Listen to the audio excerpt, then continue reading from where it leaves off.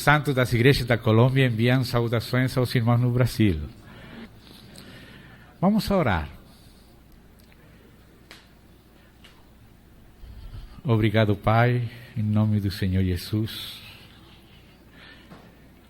por esta preciosa oportunidade que estamos juntos aos pés do Senhor. Nós esperamos tudo do Senhor. Encomendamos todo o nosso ser, todas as nossas circunstâncias nas mãos do Senhor. Agradecemos o amor do Senhor e o cuidado do Senhor. Confiamos na santa unção do Espírito Santo prometida pelo Senhor. Muito obrigado, Pai. Em nome do Senhor Jesus Cristo. Amém. O dia de hoje, com a ajuda do Senhor, estaremos fazendo uma introdução e pequeno ensamblagem com algumas das coisas que em ocasiões passadas temos considerado juntos com os irmãos. Não somente o ano passado, mas o ano antepassado também. Vamos então a ler 2 passagens introdutórios à maneira de epígrafe para começar a partir de ali. Vamos primeiramente ao Evangelho segundo Mateus. Vamos ver ali o capítulo 16.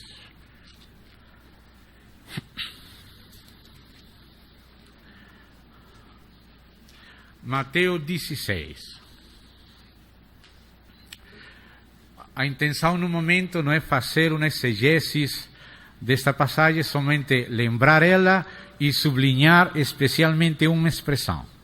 Vamos ler desde o verso 13 até o verso 20. Mateus 16, versos 13 até 20. Indo Jesus para as bandas de Cesareia de Filipe, perguntou aos seus discípulos: quem diz o povo ser o Filho do Homem? E eles responderam: uns dizem João Batista, outros Elias, e outros Jeremias ou algum dos profetas. Mas vós, continuou ele, quem disseis que eu sou? Respondendo Simão Pedro, disse: tu és o Cristo, o Filho do Deus vivo. Então Jesus lhe afirmou: bem-aventurado és, Simão Bar-Jonas, porque não foi carne e sangue quem te revelou, mas meu Pai que está nos céus.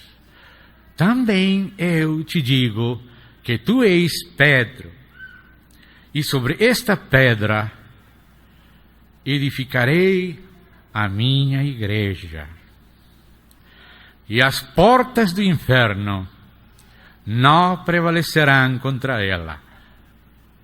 Dar-te-ei as chaves do reino dos céus.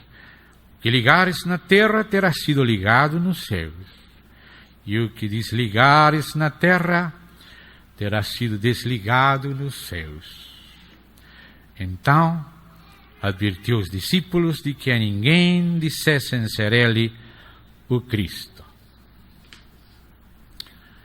Este é o contexto da passagem ao redor da seguinte frase, aquela que está no verso 18. E sobre esta pedra edificarei a minha igreja, e as portas do inferno não prevalecerão contra ela. Sobre esta pedra edificarei a minha igreja. Vamos ver um outro epígrafe no Evangelho do Apóstolo João. Vamos a passar lá no capítulo 16 também, verso 13. João 16, 13. Quando vier, porém, o Espírito da verdade, Ele vos guiará a toda a verdade, porque não falará por si mesmo, mas dirá tudo o que tiver ouvido e vos anunciará as coisas que hão de vir. Sublinho, o Espírito da verdade, Ele vos guiará a toda a verdade. Estes dois versos epígrafes estão intimamente relacionados. Edificarei a minha igreja. O Espírito da verdade vos guiará, e fala aqui em plural, Ele vos guiará, esse vos é a igreja, Ele vos guiará a toda a verdade. Irmãos, estas palavras do Senhor Jesus foram faladas faz 21 séculos. 21 séculos atrás, o Senhor falou que Ele faria isto e que o Espírito da verdade faria isto. Então, hoje, nós estamos 21 séculos depois destas palavras. Nós agora, neste tempo, nesta nossa posição, como igreja do Senhor, nós podemos olhar para trás e ver a história da igreja. Sim, a história da igreja tem capítulos muito radiantes, tem capítulos escuros, mas no meio dos capítulos escuros, o Senhor, nestes 21 séculos, tem estado cumprindo esta palavra. Eu edificarei a minha igreja. O Espírito da verdade vos guiará a toda a verdade. O Senhor e o Espírito têm estado trabalhando na igreja esses 21 séculos. Oxalá o Senhor nos conceda poder ler a história da igreja para descobrir detrás dela a mão direta do Senhor, a edificação de Cristo e a guiança, a guia, a condução do Espírito da verdade. O Senhor falou algumas parábolas que nos falam de aquele processo de edificação. Eu vou lembrar aos irmãos uma palavra que já os irmãos têm ouvido. Vamos de novo a ler em Marcos, capítulo 4.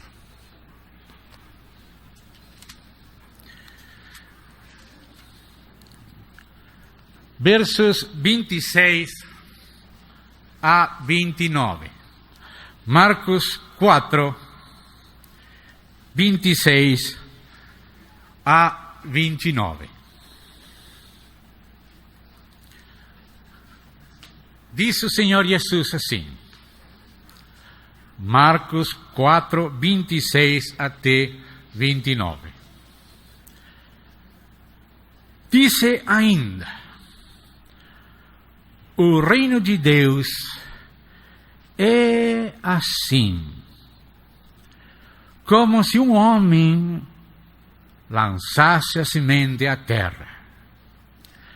Depois dormisse, se levantasse de noite e de dia, e a semente germinasse e crescesse, não sabendo ele como.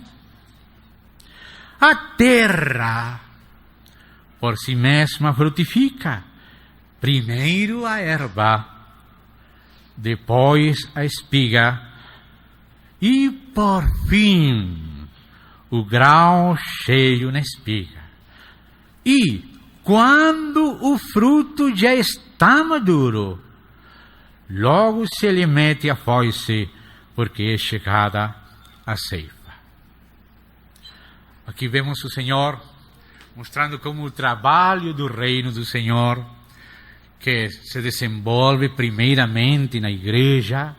Paulo falava do evangelho do reino, aqueles irmãos da circuncisão que ajudavam a ele no reino. Ele falava daquele aspecto do reino que se desenrola na igreja. Certamente que o reino tem depois outros capítulos, mas o reino começa a se desenvolver, o reino dos céus, na igreja. E ele fala aqui de um processo. Fala de uma semente, que certamente essa semente é a palavra completa de Deus. Aquela palavra que o apóstolo Judas Tadeu, na sua carta, fala: a fé que uma vez foi dada aos santos. Aquela primeira geração apostólica tive da parte do Senhor aquele encargo de receber a palavra completa, a semente, a fé que somente uma vez, naquela primeira geração apostólica, foi dada à igreja. Aquela semente que o Senhor mesmo, sendo dado à igreja com toda a sua palavra, com todo o seu espírito, foi recebida pelaquela primeira geração apostólica, aqueles apóstolos fundamentais, também Paulo, apóstolo dos gentios. E agora essa palavra, essa semente, está conteúda no Novo Testamento.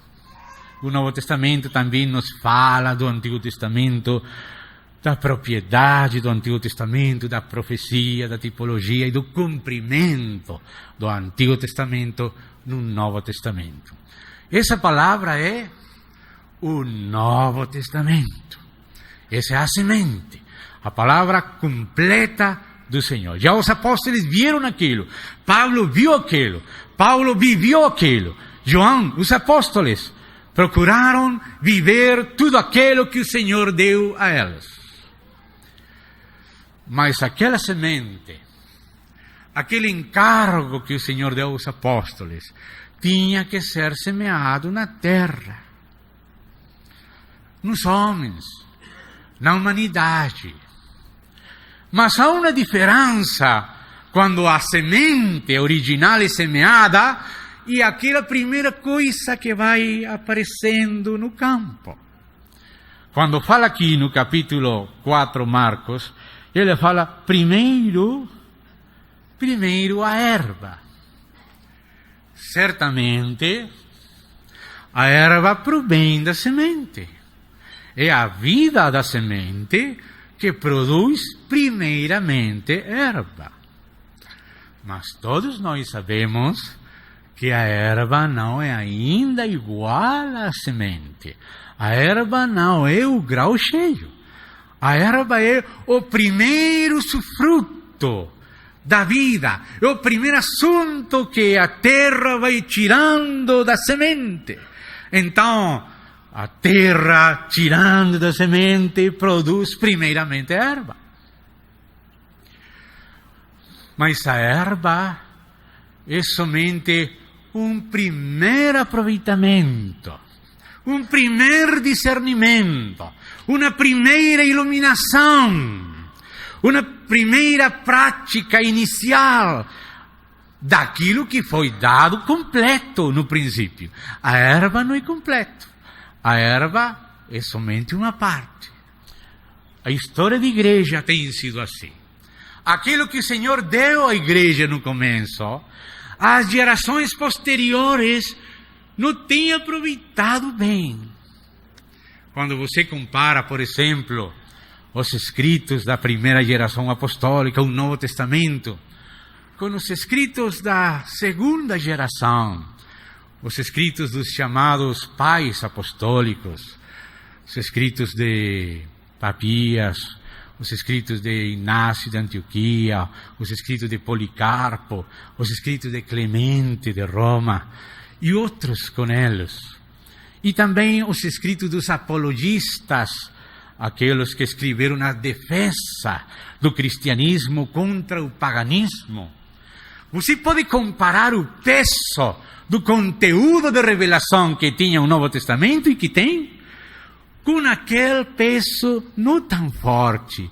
Não é mentira, é verdade. Aquela primeira geração de após os apóstolos falou verdade, estuvo brigando contra o paganismo, estuvo polemizando com os gnósticos, estuvo polemizando com os judeus e tirava de aquela semente original o que precisava para aquela circunstância de luta contra aquelas forças, paganismo, judaísmo, gnosticismo. Mas você não encontra nas apologias delas, nas cartas dos pais, chamados pais apostólicos, você não encontra a plenitude do conteúdo que se encontra na semente original, no Novo Testamento. Sim, encontra algumas coisas, você reconhece verdade lá, mas às vezes nem sequer o nome do Senhor Jesus é mencionado abertamente. É somente aludido. É tempo de perseguição. Se fala só do nome. Mas não tão aberto como Paulo falou. Jesus é o Senhor. Não? João é o Filho de Deus.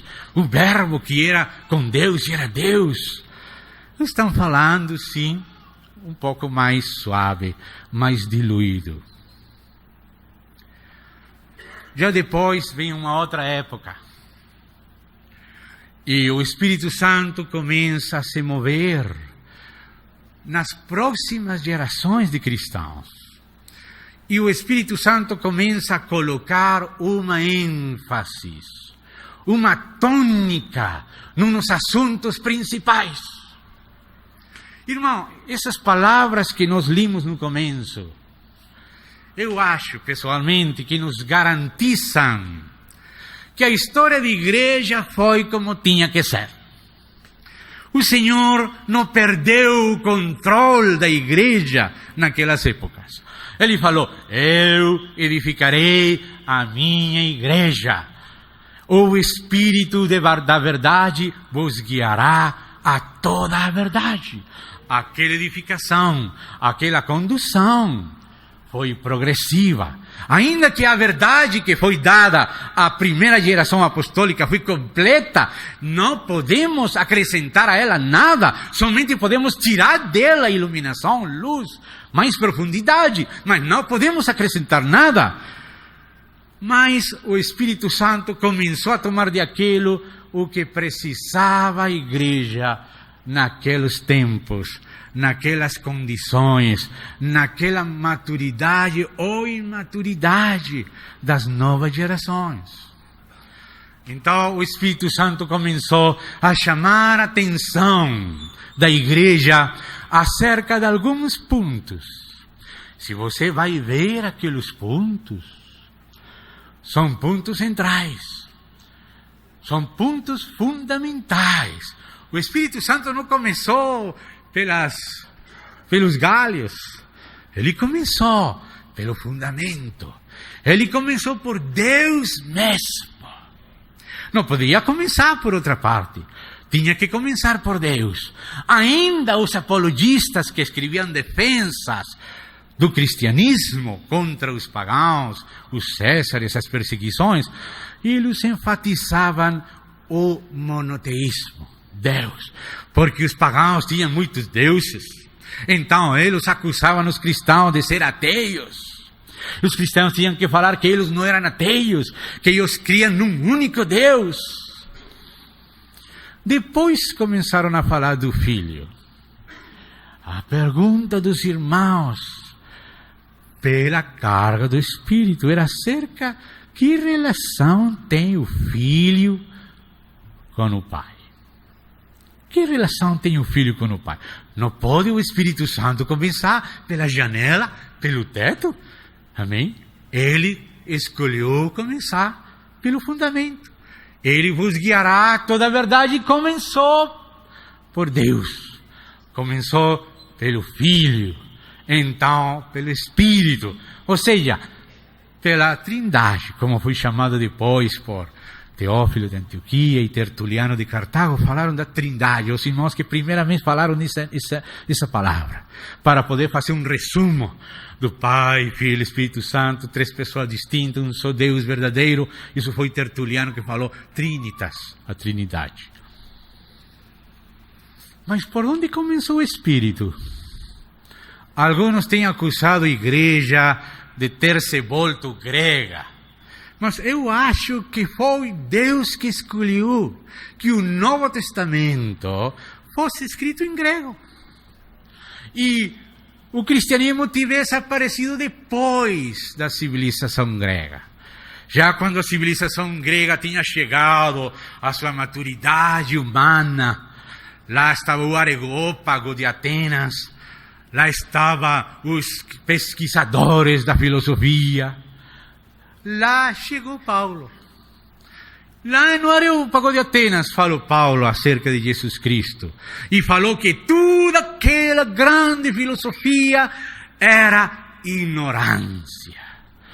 Em Atenas, Paulo falou da ignorância dos homens. Se tivesse falado lá em algum cantinho, perto da selva, mas falou na capital da filosofia. Deus falou que Deus agora está passando por alto a ignorância. Toda aquela filosofia, Paulo chamou de ignorância de Deus. O mundo não encontrou a Deus através daquela classe de sabedoria. Então agora, diz Paulo, agora Deus manda que vos arrepentais. Porque tem estabelecido um dia em que julgará o segredo de todos os homens através de Jesus Cristo, a quem Deus estabeleceu, dando testemunho dele, ressuscitando dos mortos. Agora estabeleceu outro patrão de verdade. Os judeus buscavam sinais, os gregos buscavam sabedoria, já passaram os profetas, passaram os filósofos, e agora chega Jesus Cristo. E chegam os apóstolos, e chega Paulo. Eu creio que esse momento foi preparado por Deus. Deus permitiu o desenvolvimento de todas aquelas búsquedas de certeza. Depois já não ficaram certos.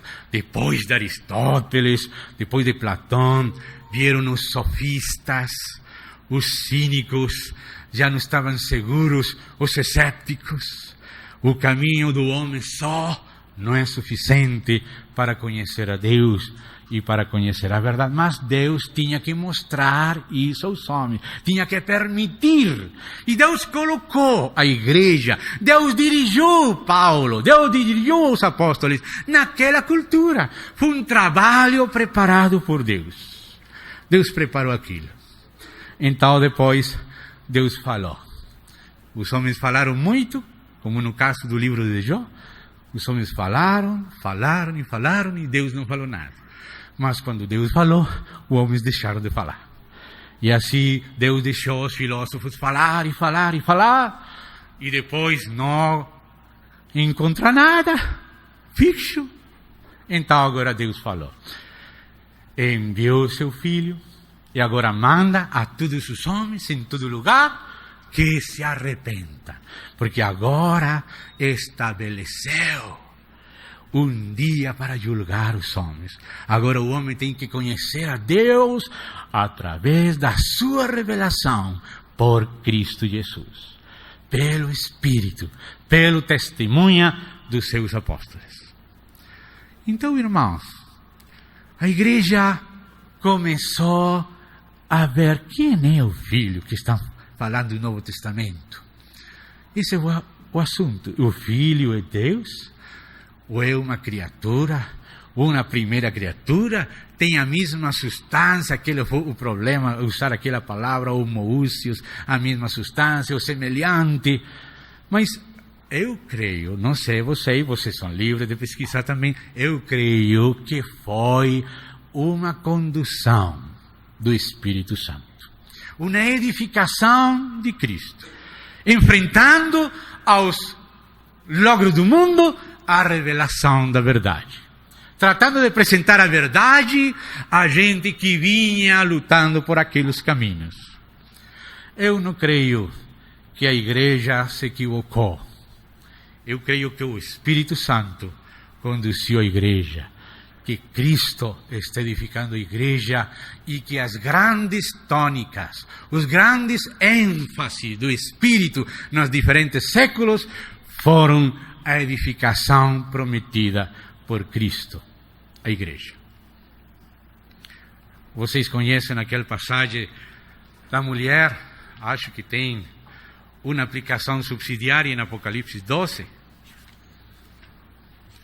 Falo aplicação subsidiária porque eu pessoalmente creio que Apocalipse 12 se refere primeiramente ao filho. Mas como filhos têm que formar na igreja, o varão é o filho se formando na igreja, então por isso eu falo de uma aplicação subsidiária. Depois de Cristo, então Cristo na igreja. Então a primeira sinal é esta, Apocalipse 12.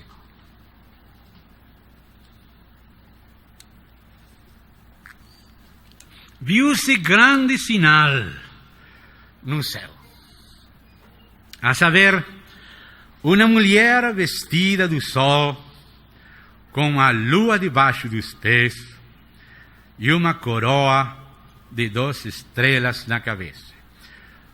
Não é a minha intenção entrar nesse texto agora, mas no verso 2 fala assim, que aquela mulher, achando-se grávida, grita com as dores do parto, sofrendo tormentos para dar à luz. Se o filho varão, que é Cristo, tem que se formar na igreja, aquela formação de Cristo na igreja, são os dores de parto desta mulher, nessa explicação subsidiária. Esta mulher está com dor de parto, está sofrendo tormentos para dar à luz, para que aquele filho varão, o varão perfeito, que é Cristo, seja formado nela. Que falou o Senhor Jesus a Pedro? Que sobre aquela pedra, não sobre Pedro, mas Pedro tinha confessado, por revelação de Deus direta, não recebida de carne nem de sangue, que Jesus é o Filho de Deus, e é o Cristo de Deus, aquele Filho do qual falava o Antigo Testamento, aquele Cristo, aquele Messias do qual falava o Antigo Testamento. Esse Filho de Deus, esse Cristo, é Jesus, aquele Jesus. Então Jesus viu que o Pai revelou isso a Pedro. Não foi uma inteligência de Pedro. Bem-aventurado eres, Pedro. Não foi nem minha carne nem sangue que te mostrou isto. Você não está repetindo de segunda mão alguma doutrina aprendida exteriormente. Você tem uma revelação da parte de Deus acerca do Filho. Essa é a pedra. Essa é a rocha na qual o Senhor prometeu edificar a igreja. A igreja é edificada na medida que vai conhecendo Cristo por revelação. A igreja vai crescendo em Cristo, no conhecimento espiritual de Cristo. Assim vai ser edificada a igreja. E assim o Espírito Santo começou a ensinar a igreja nos séculos da história da igreja. O Espírito Santo começou a ensinar acerca de Cristo. Hoje é muito fácil nós pegar uma teologia sistemática, um manual da história das doutrinas e aprender de segunda mão, repetir os credos, repetir as doutrinas, mas aqueles irmãos que tinham que falar pela primeira vez que Jesus era também Deus como Pai. Eles não estavam lendo ninguém atrás deles, somente a Bíblia, somente o Novo Testamento. Alguns liam o mesmo Novo Testamento, como Ário, e achavam que Jesus era uma criatura. Mas Atanásio pôs a vida 5 vezes foi exiliado por confessar que o Filho de Deus era Deus com o Pai, consubstancial, da mesma substância, no sentido da essência de Deus. Ele não estava somente repetindo de segunda mão, todo mundo estava contra ele, o imperador estava contra ele, muitos bispos estavam contra ele. A gente falava: Atanásio, todo mundo está contra você. Mas ele falava: pois também Atanásio está contra todo mundo. Porque ele tinha revelação de quem era o Filho de Deus. O Verbo que estava com Deus e era Deus. Aquele Filho de Deus que nos deu a conhecer ao Deus verdadeiro. Estamos no verdadeiro, no seu Filho Jesus Cristo. Este é o verdadeiro Deus e a vida eterna. Então, irmãos, estamos descobrindo nesta história da igreja que o Espírito Santo foi que colocou as tônicas, as ênfases e a ordenação do que hoje é chamado de teologia sistemática. É uma coisa curiosa. Quando você vê a história da igreja, você vê os ênfases do Espírito nas diferentes épocas, você vê que o Espírito Santo foi desenrolando, agora de uma maneira viva, o que depois foi a ordem normal das teologias sistemáticas. As teologias sistemáticas fazem um sistema dos dogmas e colocam os dogmas numa ordem sequencial, ordenada. Não todos os teólogos concordam na ordem da teologia sistemática, mas a maioria concorda. A maioria coloca primeiro Deus, assim como o Espírito primeiro tocou aquela tecla. Deus. Agora sim vamos ver quem é o Filho. O Filho também é Deus como Pai. Mas como isso? São dos Deus? Não, sou Deus, mas como isso? Muitos anos o Espírito Santo estuvo trabalhando isso na igreja. Antes de falar de Cristo como homem, falou de Cristo como Deus. Quando você vê aquele primeiro concílio de Niceia, qual era o tema central do credo? Quem é o Filho? O Filho consubstancial com o Pai. Lá no cantinho, no final, falava: cremos no Espírito Santo, mas não falou nada mais do Espírito Santo. O Espírito Santo não estava falando ainda do Espírito Santo, estava falando primeiramente do Filho. Foi depois que o Espírito Santo esclareceu no ventre da igreja a identidade de Cristo com Deus e como Filho de Deus. Então agora começou o povo a pensar: e então o que é o Espírito Santo? Demorou séculos. Que é o Espírito Santo? E Deus também? Uma coisa, é uma força. E que é? Que é da parte de Deus? E alguns falavam que era alguma força criada. Mas Deus teve que trabalhar com outros homens também, que pela primeira vez, fazendo exegeses do Novo Testamento, agora com revelação, tinham que confessar também que o Espírito Santo também era Deus. Era uma terceira pessoa, depois do Pai e do Filho, mas do mesmo Deus. Agora já não foi Atanásio, agora foi Basílio. Os 3 Capadócios, 3 irmãos santos lá da Capadócia, chamados os 3 Capadócios. Basílio, o irmão dele, Gregório, e outro primo dele, chamado também Gregório, um Gregório de Nacianzo, outro Gregório de Nissa, começaram a ter a ousadia, por revelação, de confessar que o Espírito Santo é Deus. Hoje é muito comum ouvir glória ao Pai, ao Filho e ao Espírito Santo, mas naqueles séculos ninguém ousava falar glória ao Espírito Santo. Hoje é muito fácil a gente, até na missa fala, glória ao Pai, no Filho e no Espírito Santo. É muito fácil agora repetir de segunda mão coisas que não se compreendem. Mas quando os capadócios e Dídimo cego, porque ele era cego na carne, mas tinha visão no Espírito, quando eles começaram a falar do Espírito, então a igreja começou a ver que realmente é o Espírito. Agora essa era a ordem, agora é o Espírito. Primeiro Deus, monoteísmo. Então o Filho em deidade. Então o Espírito em deidade. Já o segundo concílio, já não foi o primeiro, que foi Niceia, que falou da divindade do Filho. Agora o segundo concílio foi o primeiro de Constantinopla, e ele falou da divindade do Espírito Santo. O que aqueles irmãos capadócios e Dídimo cego e outros irmãos começaram a ver, naquelas conversas daquele concílio, prevaleceu sobre as consciências dos irmãos. Então, irmão, vocês vão vendo que o Espírito Santo tem colocado na história da igreja algumas tônicas, alguns ênfases.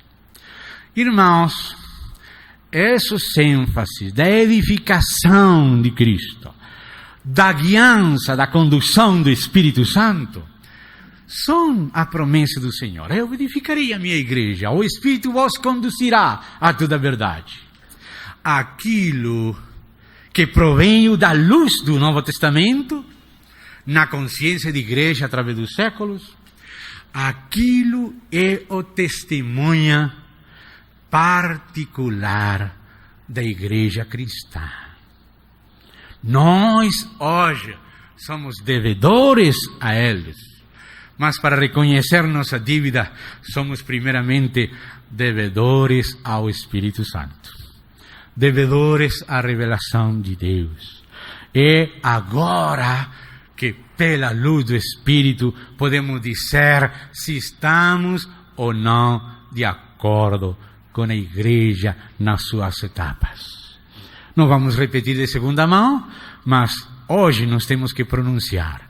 Porque aquilo que Deus revelou no princípio, naqueles primeiros séculos, acerca da Trindade, acerca do Filho como Deus, então como homem, acerca do Espírito, siguen sendo as verdades objetivas que garantizam, que cuidam nossa espiritualidade. Nossa vida espiritual, nossa vida no Espírito, somente é garantizada. Vou falar uma palavra que vocês não vão gostar.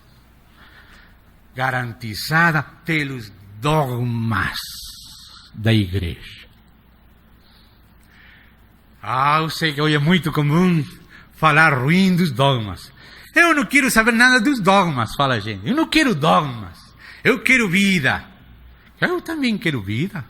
Mas foi a vida, foi a luz da vida a que revelou a igreja acerca da Trindade, acerca da encarnação, acerca da expiação, acerca da justificação pela fé. São verdades objetivas que estão fora de nós primeiro e depois vão servir de nós. Nós temos que receber o testemunho da igreja e a igreja tem que ter este testemunho. Me perdoem, irmãos, que me vou deter um pouquinho mais na palavra dogmas. É possível que você não tenha na sua Bíblia a palavra dogma e por isso você pode falar que é isso de dogma de igreja? Falar que isso de dogma de igreja, falar que isso de Deus Pai, Filho e Espírito Santo, que isso que o Verbo se encarnou, que morreu por nós, que isso que somos justificados pela fé. Você falaria assim? Você falaria que é isso que nós somos justificados pela fé? Você não falaria assim, verdade? Você não falaria que isso que Cristo morreu por nós, que o Verbo se fez carne? Você falaria assim despectivamente disso? Então não pode falar despectivamente dos dogmas. Irmão, me perdoa que eu vou falar de dogmas de uma maneira muito consciente, muito propositadamente. Primeiramente vou ver os versos onde aparece a palavra dogma na Bíblia. Para ver o sentido da palavra, vamos primeiramente em Lucas. Lucas capítulo 3.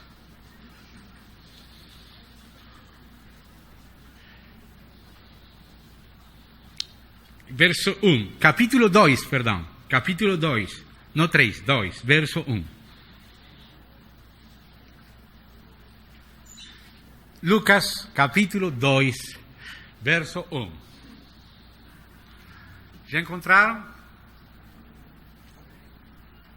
Ali fala assim: naqueles dias foi publicado um decreto de César Augusto, convocando toda a população do império para recensear-se. Assim fala a maioria das versões aqui. Alguém tem uma versão diferente aqui? Todas falam decreto, verdade? Você que entende por um decreto? Um decreto tem força de obrigação. Um decreto não pode ser passado por alto. Um decreto tem que ser obedecido. Tem força de lei. É obrigatório um decreto. Pois, irmão, a palavra que aqui foi traduzida decreto, no original grego é dogma. Dogma. Ou seja, que se existe na Bíblia a palavra dogma. Se existe, sim. Mas aqui em Lucas, somente fala do dogma no sentido da lei obrigatória estabelecida pelo imperador romano. Mas a mesma palavra aparece nas conclusões do Concílio de Jerusalém. São as duas vezes que aparece essa palavra dogma na Bíblia. Uma para esclarecer o sentido no outro lugar. Então vamos, por favor, ao livro de Atos, também escrito por Lucas. Vamos no capítulo 16.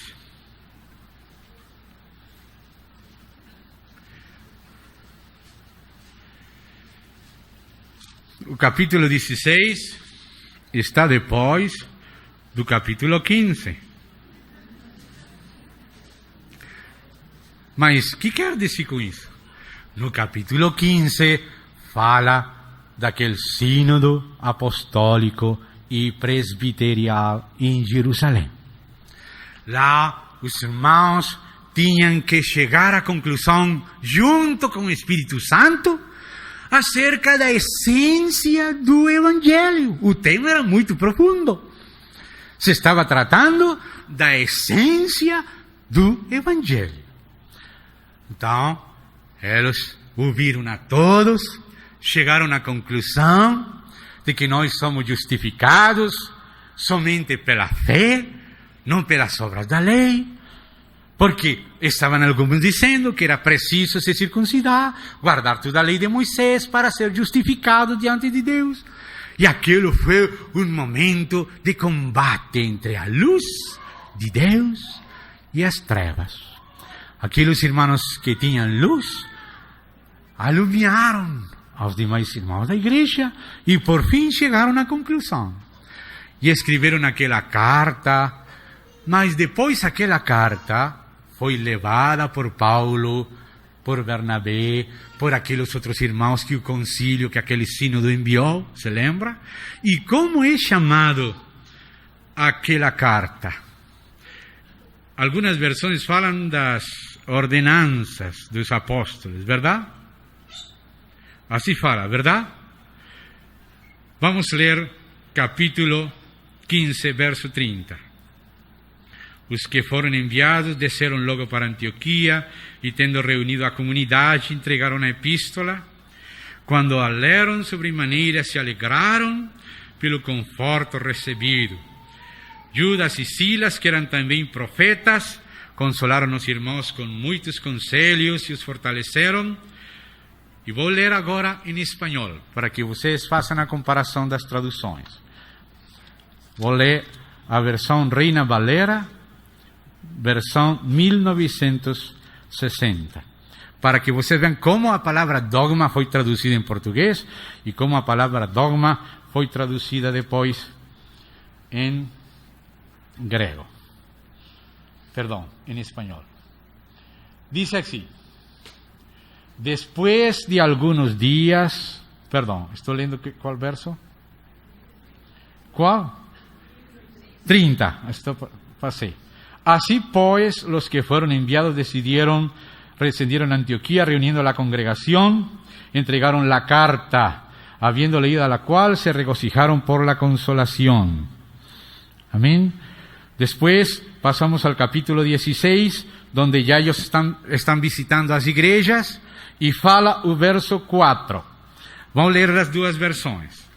Ao passar pelas cidades, entregavam os irmãos para que observassem as decisões tomadas pelos apóstolos e presbíteros de Jerusalém. Assim, as igrejas eram fortalecidas na fé e aumentavam em número dia a dia. Aqui a palavra daquela epístola, daquela carta é decisões dos apóstolos. Amém? Decisões tomadas pelos apóstolos e presbíteros. Aqui em espanhol fala assim: e al passar por las ciudades, les entregavam las ordenanzas. Existe também essa palavra em português, ordenanças. Aqui foi traduzido dogmas por ordenanças. Aqui foi traduzido decisões por dogmas. Mas a tradução exata, a transliteração da palavra é os dogmas, acordados pelos apóstolos e presbíteros em Jerusalém. A palavra é dogma. Em outro lugar, lá em Lucas, onde aparece a palavra, tem força de obrigação. Os dogmas são as verdades reveladas. Não se fazem dogmas de assuntos periféricos. Não se fazem dogmas de assuntos inseguros. Mas se fazem dogmas dos assuntos essenciais. Por exemplo, Atos 15 falou dogma. A essência do Evangelho, isso é um dogma. Que era o que estava no lugar central, no lugar santíssimo? Lá estava o arca do pacto com o propiciatório. Isso era a coisa mais central. O mais central era a arca de madeira da acácia, coberta de ouro por dentro e por fora, e acima dela o propiciatório. Isso é o que Deus colocou no lugar central. De que nos está falando esta arca? É a arca da aliança. É o tabernáculo de reunião. É Deus no homem. Essa arca nos fala de Cristo. A arca no tabernáculo é a entronização de Cristo na igreja. A formação de Cristo em nós. Mas qual é o Cristo que se forma em nós? É o Cristo dos dogmas apostólicos do Novo Testamento. Irmão, muito propositadamente eu estou falando de dogmas. Especialmente quando a igreja quer ser muito espiritual e que mais precisa da salvaguarda, do cuidado dos grandes dogmas. Eu tenho conhecido casos de pessoas, uma senhora tomou a mão da sua filha, falando que foi o Espírito Santo que falou para elas, e foram entrando no rio, foram ahogando e morreram no rio. Eles falaram que dirigidas pelo Espírito Santo. Como você pode conhecer a guiança do Espírito Santo? O Espírito Santo tem a natureza de Cristo. O Espírito Santo fala com a palavra de Deus. Depois de exegesis profunda, espiritual da palavra do Novo Testamento, é que surgem os dogmas. Por favor, irmãos, não rejeitem os principais dogmas. Eles protegem você na sua vida espiritual. Se você desconhece os dogmas da Bíblia, as grandes verdades que a igreja, na edificação de Deus, na condução do Espírito Santo, viu. Se você desconhece, você vai ser mal conduzido. O trem tem que ter por fora a estrada de ferro. Essa estrada de ferro é a palavra. A essência da palavra é a que está expressada naqueles dogmas. Os dogmas não podem ser verdadeiros se não procedem da palavra, se não são uma exegese e uma expressão certa da palavra. Então, você tem que ser conduzido interiormente pelo combustível do trem. Amém? Se é combustível qualquer que seja, se é trem elétrico ou a carvão, qualquer que seja o combustível, é uma força interior. Mas essa força interior precisa ser conduzida através da estrada de ferro. Então, irmão, não estou menosprezando o combustível. Eu sei que também depois da teologia dogmática existe uma teologia mística também. Mas os místicos foram guardados por as grandes verdades dogmáticas. Você lê um dos grandes místicos, João da Cruz, constantemente estava citando a verdade dogmática.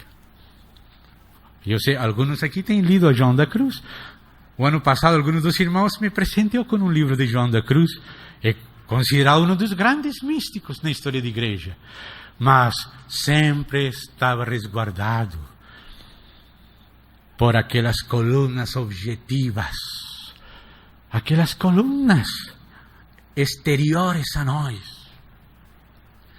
O irmão Herb Baxter, que era um irmão carismático, que foi um dos líderes do movimento carismático, junto com o irmão Charles Simpson, o irmão Don Basham, Bob Mumford, Derek Prince. O irmão Herb Baxter foi um dos líderes carismáticos. E ele estuvo muito naquela experiência do Espírito. O irmão Derek Prince escreveu um manual da vida no Espírito. Mas é curioso que depois de muitos anos do irmão Herb Baxter estar no caminho carismático, ele começou a escrever artigos objetivos acerca da justificação pela fé. Pela fé. Depois de estar tão atento aos movimentos interiores, parece que as pessoas ficaram no ar, dependendo do seu sentimento, se preocupando, estou no espírito, estou na carne, não sei agora onde estou, sempre dependendo de si mesmo, sempre procurando experimentar alguma coisa, perseguindo experiências, e depois de dar muitos tumbos perseguindo experiências, chegou à conclusão de que tinha que voltar a se estabelecer e estabelecer igreja sobre aquele mesmo dogma de Atos capítulo 15. Aquele mesmo dogma. Justificados pela fé, por meio de nosso Senhor Jesus Cristo, temos paz com Deus. Os dogmas objetivos. Porque às vezes as emoções lutam, a gente não sabe o que sente, está como uma ascensão subindo, descendo. Então, ter que assentar os pés na verdade objetiva. A fé que uma vez foi dada aos santos. Depois que a igreja está estabelecida nestas verdades, a igreja tem segurança para andar no Espírito. Porque foi o Espírito que foi ensinando a igreja. Foi Cristo que foi edificando a igreja. Agora é o Espírito que vai fazer que você reconheça a sabedoria do Espírito na história da igreja. A história da igreja está nas mãos de Cristo Jesus. Ele tem todo o poder. Ele está sentado à destra do Pai. Ele tem todo o poder. Ele está conduzindo a edificação da igreja. O Espírito Santo da verdade está conduzindo a verdade.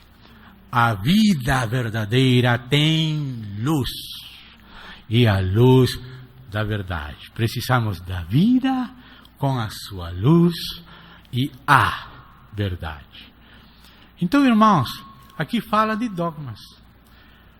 Primeiramente, se faz exegeses.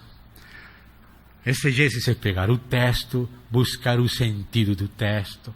Você pega um autor, pega Paulo, começa a ler as cartas de Paulo, cronologicamente, você vai vendo o desenvolvimento da revelação, você pega Gálatas, pega Tessalonicenses, pega Coríntios, pega Romanos, pega Filipenses, pega Efésios, pega Colossenses, pega Filemão, pega Tito, pega 1 e 2 Timóteo, e você vai conhecendo a teologia paulina. Da exegesis, você vai tirando a quintessência. E é a quintessência a que é expressada nos dogmas. É a quintessência a que é expressada nos dogmas. Irmãos, nunca esqueçam os dogmas da Trindade, da criação, da encarnação, da expiação, da justificação pela fé, da ressurreição de Cristo corporal, do Espírito, do corpo de Cristo, da vinda do Senhor, a esperança da glória. Esses dogmas têm que ser a testemunha da igreja. E o que caracteriza a igreja em relação com tudo outra voz na terra. Há pessoas na terra que falam de ter revelação. Os judeus que estão com o Antigo Testamento, eles falam que o Antigo Testamento, Moisés e os profetas receberam revelação de Deus. E essa é verdade. Isso é parte da verdade. O cristianismo reconhece a verdade do Antigo Testamento, se baseia nela.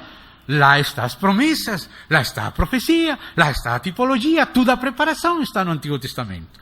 Com a ajuda do Novo, entendemos melhor o Antigo. Com a ajuda do Antigo, entendemos melhor o Novo. Mas aqueles que ficaram no Antigo Testamento, que não receberam ao Senhor Jesus, o Senhor Jesus falou muito claro: aquele que não me recebe a mim, não recebe aquele que me enviou. Que não tem ao Filho, não tem ao Pai. Que não recebe ao Filho, não recebe ao Pai. Que não honra o Filho, não honra o Pai. Então, aqueles que ficaram no nível do Antigo Testamento não têm ao Pai, não receberam ao Pai, não estão honrando ao Pai, porque o Pai é conhecido, recebido, honrado no Filho. Também o Islã fala de Deus, fala de um único Deus. Eles estão pretendendo fazer o equilíbrio dos judeus que rejeitaram ao Messias e os cristãos que deificaram ao Messias. Eles falam que não, que Jesus é um grande profeta, um dos profetas, como Noé, como Abraão. Assim, Jesus é um profeta. Mahoma é outro profeta maior que Jesus. Assim falam eles. Eles falam de Messias, mas não sabem o que significa. Falam que nasceu da Virgem Maria. Falam que ascendeu ao céu, falam de Jesus bem. Como nós falamos de Elias, nós falamos bem de Elias, nós falamos bem de Isaías, nós falamos bem de Jeremias, assim eles falam bem de Jesus. Mas o principal, o conteúdo dogmático acerca de Cristo Jesus, que Ele é o Filho de Deus, que morreu na morte expiatória na cruz por nós, isso eles não creem. Falam do Messias, falam do Verbo, falam da Virgem Maria. Para os islâmicos, a Virgem Maria é a mulher exemplar, junto com Fátima, filha de Mahoma. Jesus é um grande profeta, assim como Jeremias, como Elias, como Noé, como Maomé, falam eles. Mas você vê que o fez o diabo, deixou a casca, deixou a palavra Messias, deixou a palavra Verbo, deixou o nascimento virginal, deixou a assunção nos céus. Por isso, alguns deles falam que Jesus voltará. E alguns falam que não é Jesus, sino é outro Mahdi, outro imã. Todas essas coisas do cristianismo externo, eles pegaram. Mas a essência, eles perderam. Isso foi o diabo. E hoje estão matando por isto. Me entendem, irmãos? A importância dos pontos essenciais no testemunho da igreja. Nós temos que nos deter nesses dogmas um pouco mais. Amém? Hoje somente introdução. Vamos então a parar aqui. Sei que muitos irmãos estão cansados. Então, vamos a terminar aqui. Nosso Pai, em nome do Senhor Jesus, agradecemos ao Senhor a oportunidade que nos dá de considerar estas coisas aos pés do Senhor, ao solo do Senhor. Nós invocamos o nome do Senhor, nós solicitamos a ajuda do Senhor, nós sabemos que sem o Senhor nada sabemos. Ainda das doutrinas não seria suficiente sem o Senhor mesmo. Nós oramos ao Senhor para que seja o Senhor que nos conceda o valor espiritual da Tua revelação e que ela seja vivida somente em Ti, em Cristo Jesus. Amém. Amém. Muito obrigado.